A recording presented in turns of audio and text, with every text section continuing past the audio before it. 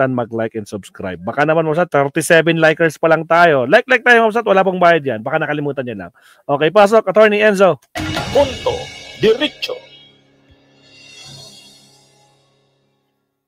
Ang itong tungkol sa pagiging instigador.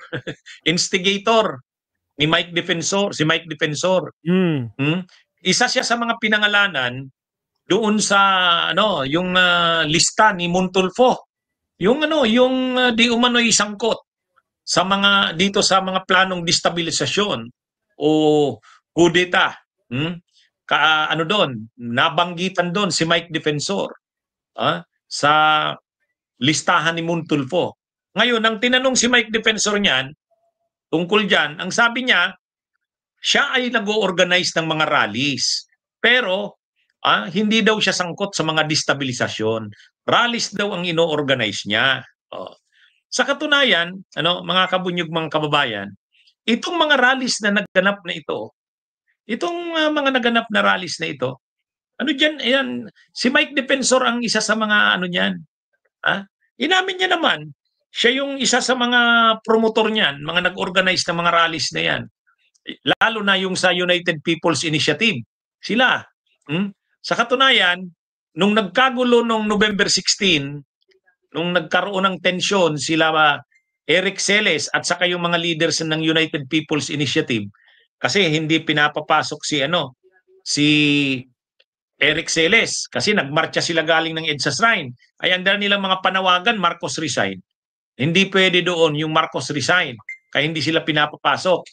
Nung hindi sila pinapapasok doon, kausap nila yung mga leaders ng United People's Initiative. Binabanggit ni si Eric Celes, sabi niya, alam na ni Atty. Torion at saka ni Mike Defensor na kami dito. Ganun. Ibig sabihin talagang ang pangalang Mike Defensor ay malakas na ngayon. Madalas nang binabanggit sa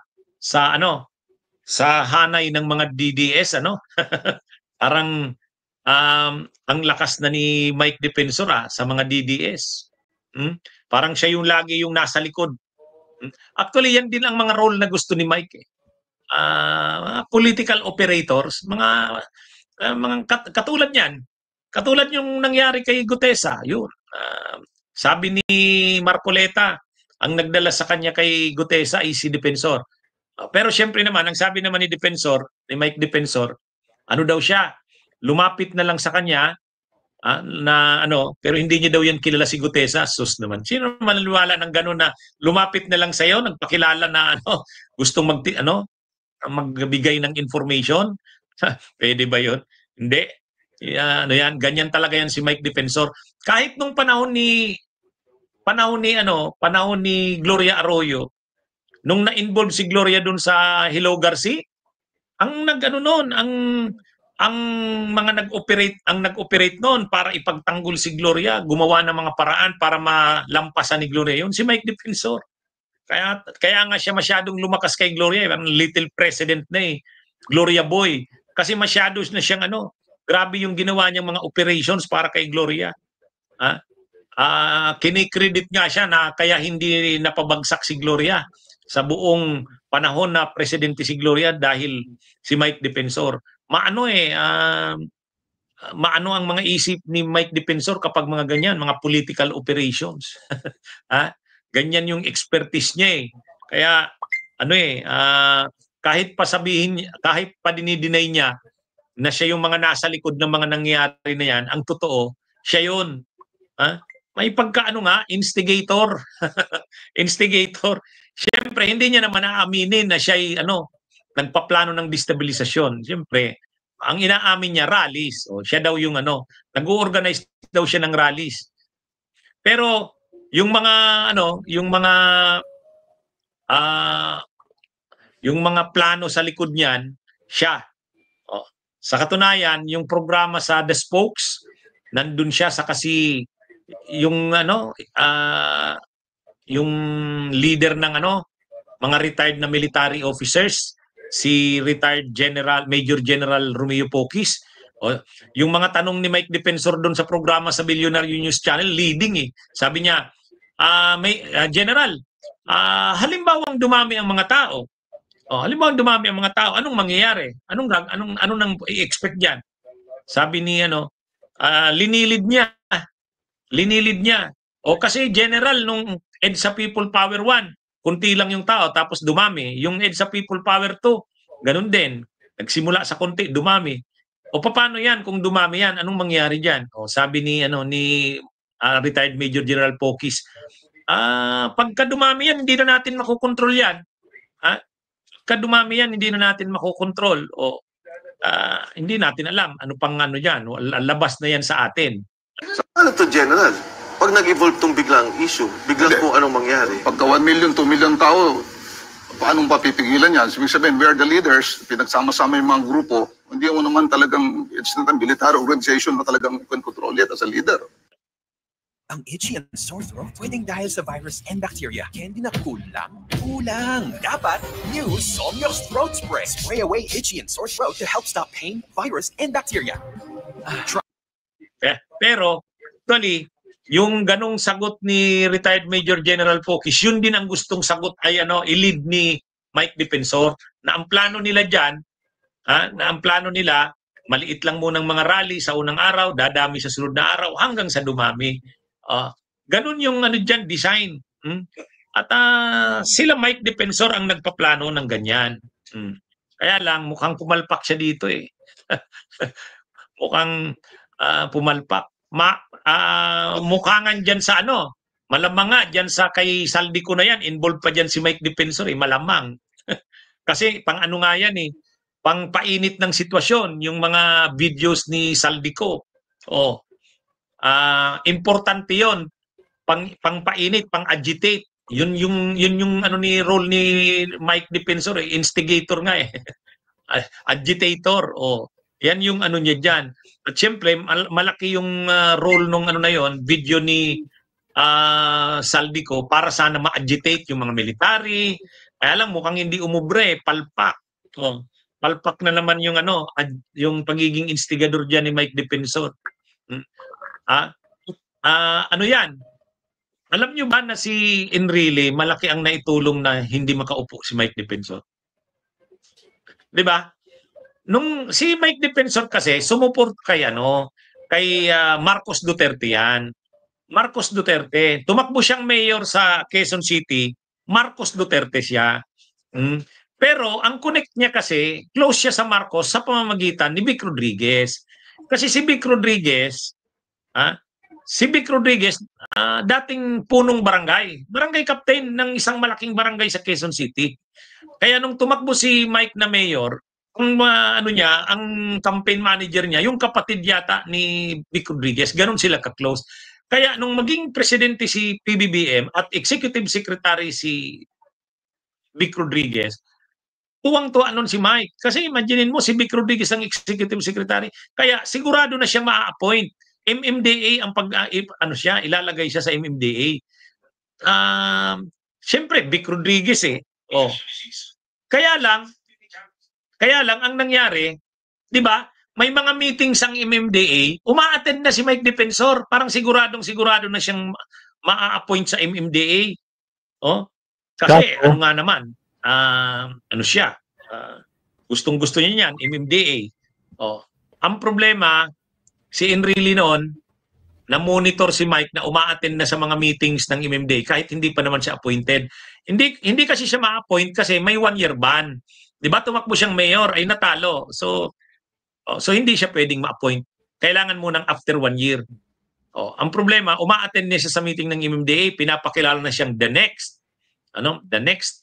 chairman ng MMDA. Nakarating kay Enrile. Nag-comment si Enrile, bakit uma-attend diyan si Mike Defensor? Yun, napahiya. Hindi na tapos natanggal. Nasibak si Vic Rodriguez na connection niya wala na. Nawala na yung power ni Mike sa Marcos administration. Hanggang sa nag-away na yung Duterte at Marcos napasama siya sa Duterte. Yan si Mike Defensor. Bunyog, halikan na kasama. Total, pinag-usapan naman natin si Mike Defensor kanina mga WhatsApp. Nako po. Ay, nako po Mike Defensor. pinakinggan din natin yung kanyang, actually may video ba, pinakinggan ba natin kanina? Yung video ni Mike Defensor. Yung nagwawala siya, no? Ay, pinakinggan natin. Yung sabi niya, ito, naniniwala ako dito kay Zaldi ko ngayon. Kasi talagang binanggit niya si BBM. No? Nag-deliver siya, putra guys. Anong ginawa ni Lacson? Taso palpal. Putra guys. Siya, Mabsat, is already 11:42. Magmamadaling araw na naman. Again, maraming salamat, Mabsat. At least, medyo marami-rami na naman tayo na pag-usap-usapan ngayon. At thank you very much. Kahit late na tayo magkakasama, at least nakausap tayo ng almost 1 hour and 40 minutes, Mabsat. Again, maraming salamat sa mga nandito. Si Screamble, si Yuki, si Vince, si NZ, NZT or Enzite, si Isidro, si Dan Zenon, si Beth Castillo, sino pa ba? Elvira G, Beth Castillo, sino pa? Si Ice Rain Lagmay, si Tommy Zeraforce, sino pa? Si Viola, si Arton Zala, at sa lahat ng mga silent viewers, at siyempre kay Winnie Artos. Maraming salamat, Mabsat, ha? Especially sa mga nanonood sa ating mga premiere. Napanood nyo na, Mabsat, no? Na napakinggan na natin itong live stream pero pinapanood nyo pa rin sa ating mga uploads. Maraming salamat, Mabsat, again sa mga bagong pasok dyan at syempre sa mga hindi pa nag-like, baka naman like and subscribe tayo. Good night, Mabsat! Hanggang sa muli, kita-kits tayo bukas sa ating next live stream. Paalam, mga Mabsat. Maestro Paul is signing off. Bye-bye!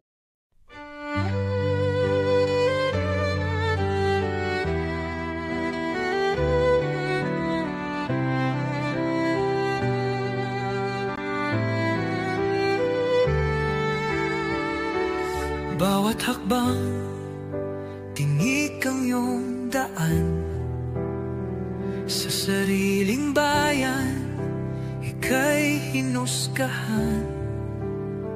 Ika'y siniraan ng ganit sa kapangyarihan. Agilang nagnakaw ng pera ng taong bayan.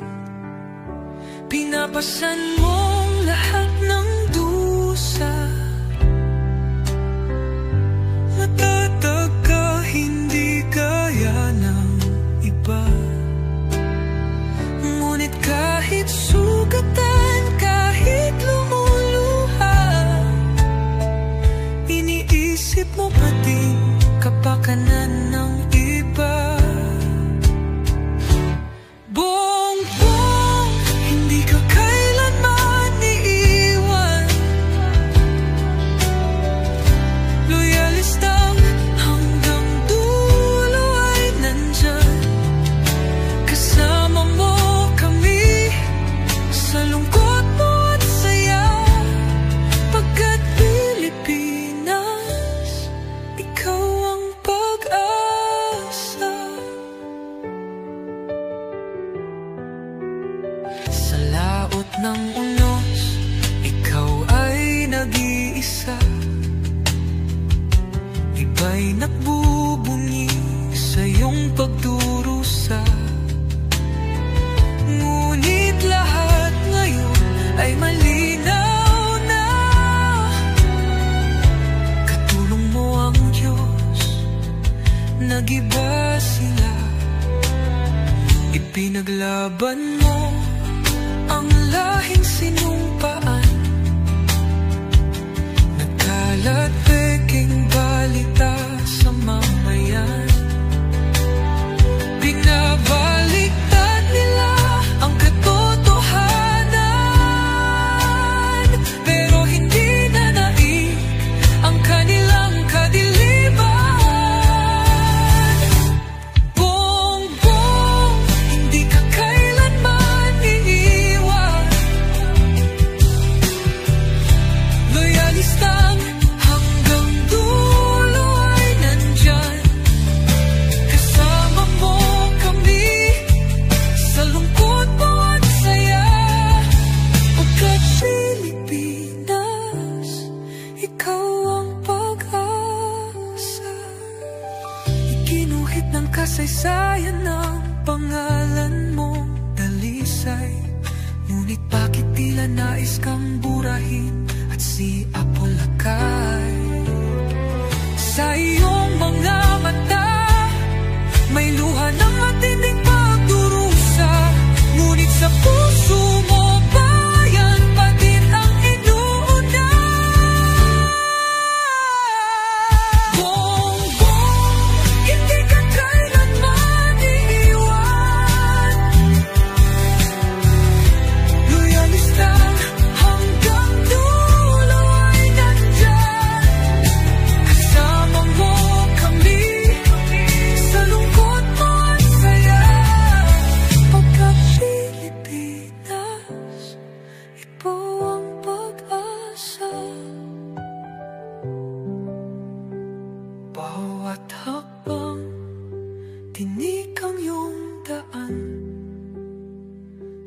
sariling bayan, ika'y hinusgahan, ika'y siniraan ng ganit sa kapangyarihan.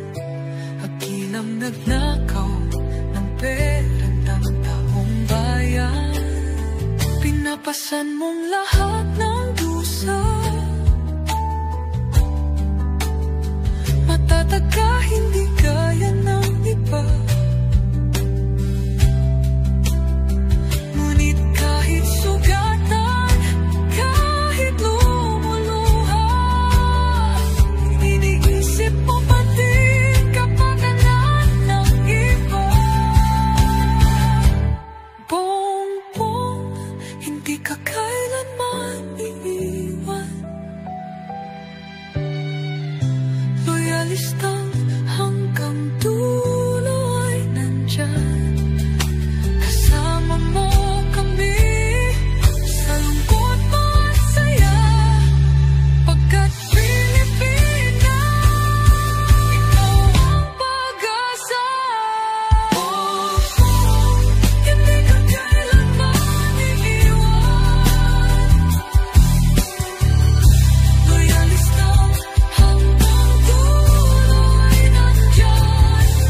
Kasama mo kami sa lungkot mo at saya, pagkat Pilipinas, ikaw ang pag-asa. Iginuhit ng kasaysayan ng pangalan